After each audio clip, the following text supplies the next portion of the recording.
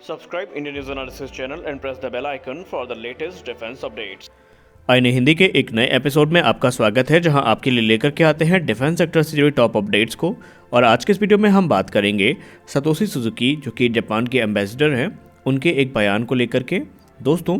Japan के ambassador ने ये कहा है कि जापान इस समय भारत के साथ जो भारत का आत्मनिर्भर इनिशिएटिव है उसको लेकर के आगे बढ़ना चाहता है और वो भारत की अलग अलग क्षेत्रों में सहायता भी करना चाहते हैं, जैसे कि जो एडवांस टेक्नोलॉजीज़ हैं उनके को डेवलपमेंट में, उनके मैन्युफैक्चरिंग में। वहीं जापान के एम्बेसडर ने यह भी कहा कि जापान की ये भी इच्छा है, जैसा कि आप सब जानते हैं, जापान F2 फाइटर जेट का एक सक्सेसर विकसित कर रहा है और वो भारत के एमका प्रोग्राम में भी काफ़ी ज़्यादा इंटरेस्टेड है। और उन्होंने कहा कि अगर भारत को चाहिए तो वो भारत को जो असिस्टेंस है वो प्रदान करने के लिए तैयार हैं, या इन शॉर्ट हम ये कह सकते हैं, उन्होंने ये कहा है कि वो भारत की सहायता करने के लिए तैयार हैं। अगर भारत को इस क्षेत्र में किसी भी प्रकार की सहायता जापान से चाहिए होगी तो जापान को इससे कोई भी दिक्कत नहीं है, वो हमेशा भारत की सहायता के लिए तत्पर रहेंगे। और उन्होंने भारत को जो नेक्स्ट जनरेशन की वेसल्स हैं और सबमरीन्स हैं उनको लेकर के बातचीत के लिए आमंत्रित किया है। आपको हम बताना चाहेंगे कि जापान इस समय यूके, इटली के साथ मिल करके जो ग्लोबल कॉम्बैट एयर प्रोग्राम, जिसको हम जीकैप के नाम से जानते हैं,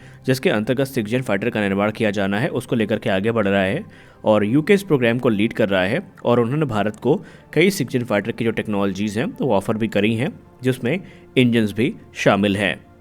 हमारी अगली बड़ी अपडेट आ रही है इंडियन आर्मी को लेकर के। जैसा कि हम सब जानते हैं, इंडियन आर्मी को 6 की संख्या में जो अपाचे हेलीकॉप्टर्स हैं वो मिलने हैं और उसमें से पहले हेलीकॉप्टर का जो फ्यूजलाज है उसे टाटा और बोइंग की फैसिलिटी, जो कि हैदराबाद में है, वहाँ से रोल आउट कर दिया गया है। और अब ये फ्यूजलाज जो है ये यूएस फैसिलिटी में शिफ्ट किया जाएगा, जहाँ पर इसकी फाइनल असेंबली होगी और ये वापस भारत लौट कर आएगा। इस प्रकार अभी 5 और जो फ्यूजलाज हैं इनका निर्माण किया जाना है। और आपको बताना चाहेंगे कि प्रत्येक हेलीकॉप्टर जिसका निर्माण, जो कि अपाचे होने वाला है, उसमें एटलीस्ट कुछ पार्ट्स ऐसे होंगे जिनका निर्माण टाटा और बोइंग की ये जो हैदराबाद फैसिलिटी है यहाँ पर किया जाना है। और आने वाले समय में हैदराबाद प्लांट इकलौता ऐसा सप्लायर होगा इंटायर फ्यूजलाज का, जो किसी भी हेलीकॉप्टर जो कि अराउंड वर्ल्ड कहीं भी डिलीवर किए जाएंगे तो उनमें यहीं का बना जो फ्यूजलाज है वो इस्तेमाल किया जाएगा। और बोइंग को इस चीज़ का भरोसा है, आने वाले समय में भारत के साथ जो उनके संबंध हैं वो और भी ज़्यादा मजबूत होंगे और इस प्रकार के जो सिस्टम्स हैं वो बड़ी संख्या में भारत में ही बनाए जाएंगे। जैसा कि हम सब जानते हैं, रिपब्लिक डे को अब कुछ ही दिन बचा है और इस रिपब्लिक डे में भारतीय वायुसेना के जो फाइटर जेट्स हैं वो 4 चांद लगाने वाले हैं, क्योंकि कर्तव्य पथ पर टोटल 50 जो एयरक्राफ्ट हैं वो देखने को मिलने वाले हैं। इसमें भारतीय वायुसेना के 9 राफेल जेट भी पार्टिसिपेट कर रहे हैं और इंडियन नेवी अपना जो IL-38 एयरक्राफ्ट है इसको पहली और शायद अंतिम बार लेकर के पार्टिसिपेट करने वाली है। आपको बताना चाहेंगे कि IL-38 एक मैरीटाइम रिकॉनेसेंस एयरक्राफ्ट है इंडियन नेवी का, जिसने अपनी 42 वर्ष की जो सर्विस है उसको पूरा कर लिया है और माना जा रहा है कि रिपब्लिक डे में अंतिम बार ये उड़ान भरेगा। इसके अलावा इंडियन एयरफोर्स ने अपना टैब्लो भी प्रदर्शित किया है, यानी झांकी भी प्रदर्शित करी है, जहां पर तेजस मार्क 2, LCS प्रचंड, C-295 और लोटिंग म्यूनिशन प्रदर्शित किए गए हैं। लेकिन इस टैब्लो में एमका नहीं है और जो डिफेंस लवर है उनका सबसे बड़ा सवाल अभी यही है कि आखिरकार टैब्लो से एमका को बाहर क्यों रखा गया है। और इस चीज़ को लेकर के जो चर्चाएं हैं वो काफ़ी तेज हैं। लेकिन इस बार जो अलग अलग फॉर्मेशन में जहाज़ है वो उड़ान भरेंगे और कौन सा जहाज़ किस फॉर्मेशन में उड़ान भरेगा इसकी लिस्ट इस समय आपके स्क्रीन में चल रही है। हमारी अगली बड़ी अपडेट आ रही है हिंदुस्तान एरोनॉटिक्स लिमिटेड से, जहां पर बताया जा रहा है कि HAL के द्वारा लो रेट इनिशियल प्रोडक्शन के जो लाइट यूटिलिटी हेलीकॉप्टर्स हैं इनके पहले बैच को मार्च 2023 तक इंडियन आर्म फोर्सेस को डिलीवर कर दिया जाएगा। इनमें से 4 हेलीकॉप्टर डिलीवर किए जाएंगे, जिनमें 2 हेलीकॉप्टर इंडियन एयरफोर्स के लिए होंगे और 2 हेलीकॉप्टर आर्मी एविएशन कॉर्प्स के लिए होने वाले हैं। HAL को 12 हेलीकॉप्टर्स की परमिशन मिली थी और इन्हें 2024 तक पूरी तरीके से डिलीवर कर दिया जाएगा। आने वाले समय में एक जो बड़ा ऑर्डर है LUH का वो HAL को मिलने वाला है और LUH ही वो हेलीकॉप्टर होंगे जो चेतक और चीता हेलीकॉप्टर, जिन्हें 1970 के दशक में खरीदा गया था, उनको रिप्लेस करेंगे। और ये जो नए हेलीकॉप्टर्स का ऑर्डर होगा इसे HAL अपने नई फैसिलिटी जो कि तुमाकुरू में है वहाँ से पूरा करेगी। फिलहाल यहाँ पर 30 LUH पर ईयर के हिसाब से मैन्युफैक्चर किए जा सकेंगे, लेकिन आने वाले समय में जो कैपेसिटी है उसको बढ़ा करके 60 चॉपर पर वर्ष की या प्रति वर्ष का कर दिया जाएगा। आपको हम बताना चाहेंगे कि अगले 10 वर्षों में Indian air force, Indian army, Indian navy और इंडियन कोस्ट गार्ड समेत जो पैरामिलिट्री फोर्सेज हैं इन्हें 500 से ज़्यादा हेलीकॉप्टर्स की ज़रूरत पड़ने वाली है, जो कि LUH क्लास के होंगे और ये सारी रिक्वायरमेंट हिंदुस्तान एरोनॉटिक्स लिमिटेड के द्वारा ही पूरी करी जाएगी।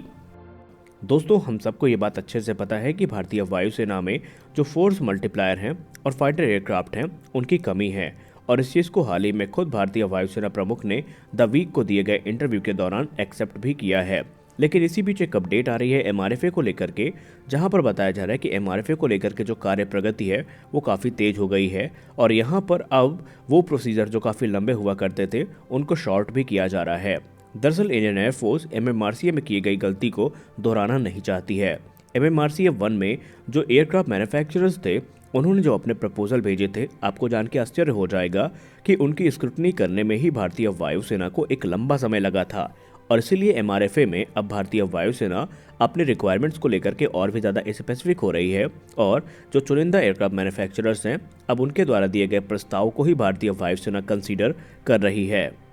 एमएमआरसीए 1 की बात करें तो उसमें हमने देखा था कि 6.5 टन से लेकर के 29 टन तक के जो एयरक्राफ्ट है वो पार्टिसिपेट कर रहे थे और कोई स्पेसिफिक क्राइटेरिया न होने के कारण जो प्रपोजल सबमिट किए जा रहे थे मैन्युफैक्चरर्स के द्वारा वो गहन निरीक्षण की मांग करते थे और कई बार तो जो एयरक्राफ्ट मैन्युफैक्चरर हैं उनसे संपर्क साधना पड़ता था इन्फॉर्मेशन के लिए और इसके चक्कर में 2 से 3 वर्ष जो थे वो ऐसे ही निकल गए थे। लेकिन इंडियन एयरफोर्स अब दोबारा ये गलती नहीं करने वाली है, बल्कि इंडियन एयरफोर्स ने ये डिसाइड किया है कि वो टेक्निकल ट्रायल राउंड को कट डाउन करेंगे, यानी इसमें कटौती की जाएगी और प्रत्येक एयरक्राफ्ट जो कि पहले स्टेज को पार करके टेक्निकल राउंड में आएगा और एक बार अगर उसका निरीक्षण हो चुका है तो उन्हें पूरे जो फुल टेक्निकल ट्रायल्स हैं उनसे नहीं गुजरना पड़ेगा, यानी उनका जो ट्रायल है वो कुछ चुनिंदा चीज़ों तक ही लिमिटेड रखा जाएगा। जैसे कि वो सिस्टम जो एमएमआरसीए 1 ट्रायल्स के दौरान उस एयरक्राफ्ट का हिस्सा नहीं थे या वो एडिशनल सिस्टम या कंपोनेंट जो कि पहले किए गए निरीक्षण के दौरान उस एयरक्राफ्ट में उपलब्ध नहीं थे, उनको ही ट्रायल से गुजरना पड़ेगा, उनके बारे में ही जो निरीक्षण है वो किया जाएगा, अन्यथा जो पूरा का पूरा प्रोसेस है उसको शॉर्ट कर दिया जाएगा।